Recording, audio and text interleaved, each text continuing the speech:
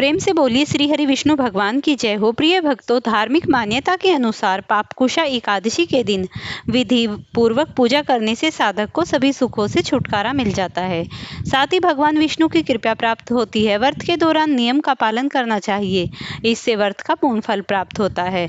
आइए जानते हैं साल 2025 में पापकुशा एकादशी का शुभ मुहूर्त पूजा विधि।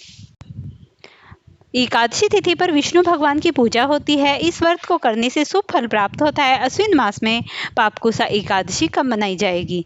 वैदिक पंचांग के अनुसार अश्विन मास के शुक्ल पक्ष की एकादशी को पापकुशा एकादशी के रूप में मनाई जाती है। इस तिथि पर भगवान विष्णु और माँ लक्ष्मी की पूजा आराधना करने का विधान है। धार्मिक मान्यता के अनुसार इस व्रत को विधि पूर्वक करने से साधक को सभी तरह के सुखों से दुखों से छुटकारा मिल जाता है और जीवन में सुख और शांति बनी रहती है। वैदिक पंचांग के अनुसार पापकुशा एकादशी का जो पर्व है वो 3 अक्टूबर को मनाया जाएगा।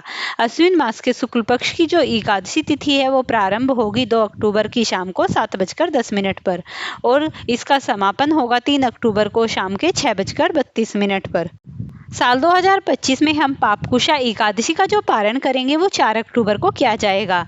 इस दिन व्रत का पारण करने का शुभ समय सुबह के 6:16 से सुबह के 8:37 तक रहेगा। आज के दिन हमें किन चीज़ों का दान करना है? तो एकादशी तिथि पर अन्न का, धन का दान करने का विशेष महत्व है। धार्मिक मान्यता के अनुसार इन चीज़ों का दान करने से साधक को जीवन में कोई कमी नहीं होती, साथ ही धन में वृद्धि होती है। इसके अलावा एकादशी के दिन पीले फल, पीले वस्त्र का दान करना शुभ माना जाता है, क्योंकि भगवान विष्णु को पीला रंग प्रिय है। ऐसा माना जाता है कि इन चीज़ों का दान करने से भगवान विष्णु प्रसन्न होते हैं और घर में सुख समृद्धि की वृद्धि होती है। इस व्रत को सुबह स्नान कर पीले वस्त्र धारण करने चाहिए। मंदिर की साफ सफाई करें, फिर एक चौकी पर पीला कपड़ा बिछाकर भगवान विष्णु की प्रतिमा को स्थापित करें। उसके बाद चंदन का तिलक लगाए, पीले फूल अर्पित करें, देसी घी का दीपक जलाकर आरती करें और व्रत कथा का पाठ करें। फल और मिठाई का भोग लगाएं। जीवन में सुख शांति प्राप्ति की कामना करें। गरीब लोगों को अन्न धन समेत अन्य चीजें दान करें और इस दिन एक मंत्र है, इसे अवश्य ही जपना चाहिए। विष्णु शांताकारं भुजगेंद्र शानम प्रधानाभव सुरेशम।